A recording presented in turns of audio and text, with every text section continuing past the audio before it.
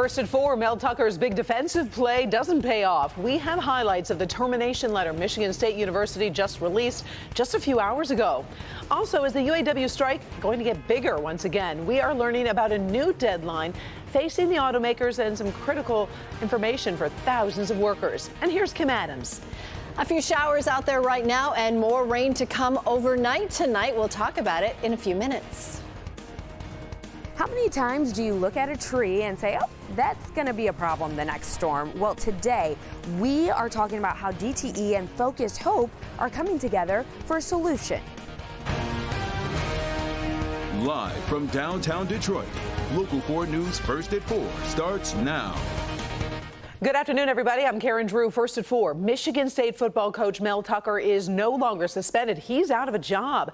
Just after noon, the university released a copy of the termination letter sent to Tucker. He has been under investigation over a claim of sexual harassment from a woman known as an educator, an advocate against sexual violence. Kimberly Gill has more on the university's decision. Kim. Yes. Hi, Karen. I'm holding a copy of that letter right here, sent from athletics director Alan Haller to the now former MSU coach Mel Tucker. It's about a page and a half long, briefly spelling out the reasons for Tucker's termination, which is effective today. So basically, the letter says Tucker failed to provide any information refuting the university's reasons for getting rid of him. You may recall Tucker was served with a notice of the university's intent. That was back on September 18th. All along, Tucker has maintained a disputed phone call with the victim was consensual and part of a personal relationship. But the termination letter says it's decidedly unprofessional and unethical to flirt or make sexual comments while on the phone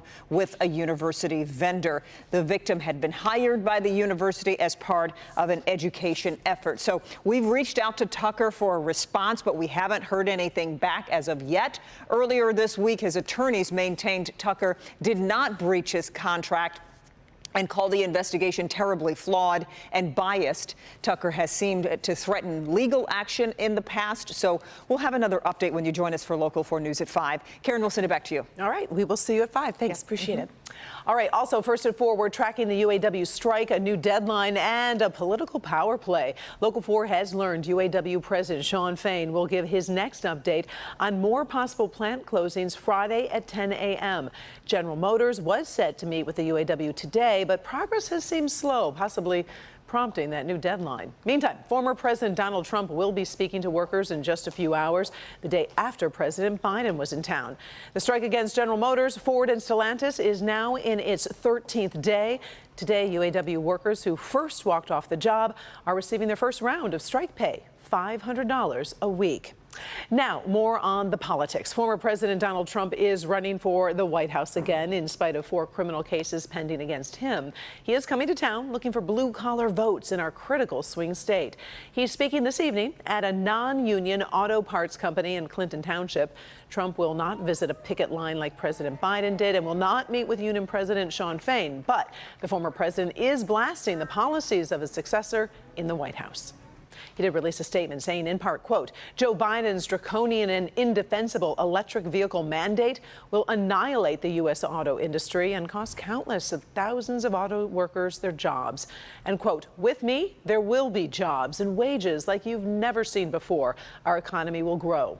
Shawn Fain has been critical of Trump, but the former president still has support among some rank and file. I love him. I love him. We were doing great here. Everybody in this plant was making money, doing good while he was here. I think with our security, our borders, everything, we were doing so much better when he was in office. I find a pathetic irony that the former president is going to hold a rally for union members at a non-union business. And, you know, all you have to do is look at his track record. His track record speaks for itself. In 2008, during the Great Recession, he blamed UAW members. He blamed our contracts for everything that was wrong with these companies. That's a complete lie. All right, our coverage continues. Let's bring in business editor Rod Maloney. He's live for us this afternoon, monitoring the negotiations between the union and the automakers. Rod, we're facing another deadline from Shawn Fain that doesn't seem really encouraging. No, it's not encouraging in that it appears that they're going to have to expand this strike. Now, we spoke to Sean Fain yesterday. What you just heard from him yesterday was our interview with him. And what he said at the time was that he felt that things had actually gone backward, even at Ford, where we thought that there might be something brewing there, that they could at least get one of the contracts settled. And so he did say yesterday that it was a situation where if he felt like he needed to add more pressure, he would. And in fact, that's where we are now. And, it becomes a question now of whether he does, remember that last Friday he left Ford out. He went and expanded to the parts delivery depots for Stellantis and General Motors. The question becomes, will he include Ford now in this next set of strikes? And then the bigger question is which particular plants. That perks up the ears of a lot of UAW members wondering whether they're going to be next in line. So what about the talks today? What are you hearing about progress? Well, as I understand it, GM and the UAW are meeting right here at Solidarity House. And in fact, at 4 p.m. is when they were supposed to sit down and do some main table bargaining. And so we'll have to see whether there's anything more specific that comes out of that right now. But it is encouraging at least that the talks are continuing at the main table. General Motors talking today. We're also hearing that the UAW has active talks going with all three companies. And so it's a wait and see yet again. Talking's important, as we know. All right, thank you, Rod. We'll check back with you at 5. Republican candidate for President Asa Hutchinson stopped in Detroit to criticize Donald Trump and President Biden. The former Arkansas governor didn't qualify for tonight's GOP debate, but says he is ready to debate the future of U.S. manufacturing. And Hutchinson claims he can relate to American workers far more than former President Trump. I've worked in factories that produce and build. I have struggled to make ends meet. I found my affordable housing in a mobile home. And those were days when I had 3 children, and it was a double-wide mobile home that we lived in. But we understand the challenges of going paycheck to paycheck. Tonight, 7 Republicans will be on the debate stage. North Dakota Governor Doug Burgum, former New Jersey Governor Chris Christie, Florida Governor Ron DeSantis, and former Vice President Mike Pence, along with former South Carolina Governor Nikki Haley, South Carolina Senator Tim Scott, and businessman Vivek Ramaswamy. The debate kicks off at 9 p.m. at the Ronald Reagan Presidential Library in Simi Valley, California. The Oakland County Sheriff warning folks today about a string of high-end robberies in communities all across the county.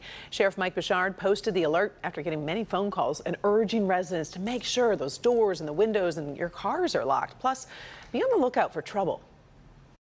Look for cars or suspicious activity, suspicious people walking, especially if they're going through yards, especially in the evening, and give a call to your local police department if it's not us. See something, say something, very much works in this circumstance as well. Sure does. The sheriff calls these targeted robberies and suspects people from outside the county are probably responsible. He says the investigation is very much ongoing. In your first forecast, we're watching some rain this evening. Let's send it over to Kim Adams to see where and when. I'm trying to figure out about soccer practice. Is this going to make them a hot mess or a wet mess? It might be. I mean, this is just one of those nights where it's tough to track because the showers just kind of pop up randomly around Metro Detroit. So it could be raining in one city and then 2 or 3 miles over, it's not raining at all. These are very spotty showers. Now, they are fairly light, and I know kids can play and do sports out in the rain, and that's probably going to be the situation tonight. So be prepared for a few showers, but nothing too heavy. We do have a heavier shower, though, right now just northwest of Plymouth, moving right around M14 and Sheldon Road. And then as we go over to Dearborn and Hamtramck, also a few light rain showers there. So we'll continue to see spotty showers and then more rain overnight tonight. And these temperatures are still stuck in the 60s. But I know you're going to love this future forecast, Karen, because it includes not just 80s, but low to maybe, I'm not even going to say. I'm just going to hang on. You're going to like it. All right. I'll put on sunblock, too. Right? Yes, please do. Put on the sunblock. All right. It's a win-win-win situation for local homeowners. DTE and dozens of people are looking for specialized job training. Focus Hope has jumped into the tree trimming business to help fill job openings, also prevent that frustrating power losses that we deal with during storms. Local 4's Megan Wood shows us how it's all coming together and how you or someone you know can get involved. It's a career field many of us know nothing about, but Focus Hope and DTE say it's an opportunity to soar to new heights.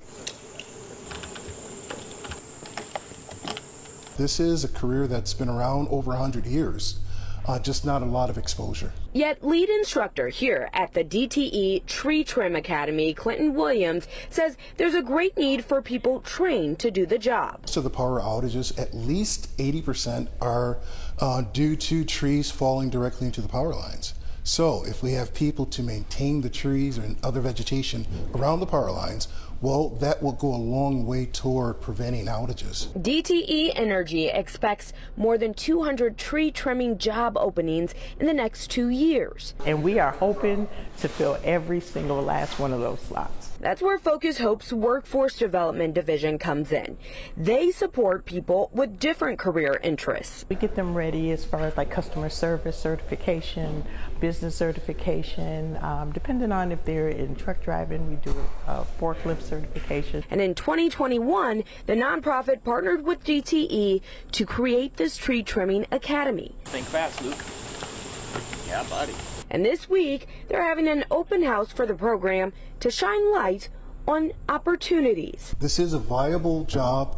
In many cases, it's a six-figure income for those who are willing to put in the work. But also a chance to meet the people who are already starting the process, like Luke Smith. They offer different specialties. We'll be getting a pesticide certification, which will help us go in tree trimming at a higher pay rate. Being able to help people every day get their power back. At the end of the day, you'll have a sense of accomplishment and feeling like you've done something for the community. In Detroit, I'm Megan Woods, Local 4. Very important job. Thanks, Megan. By the way, that open house is this Friday at the Academy in Detroit. It goes on from 10 a.m. to 2 p.m. We'll have more information on clickondetroit.com.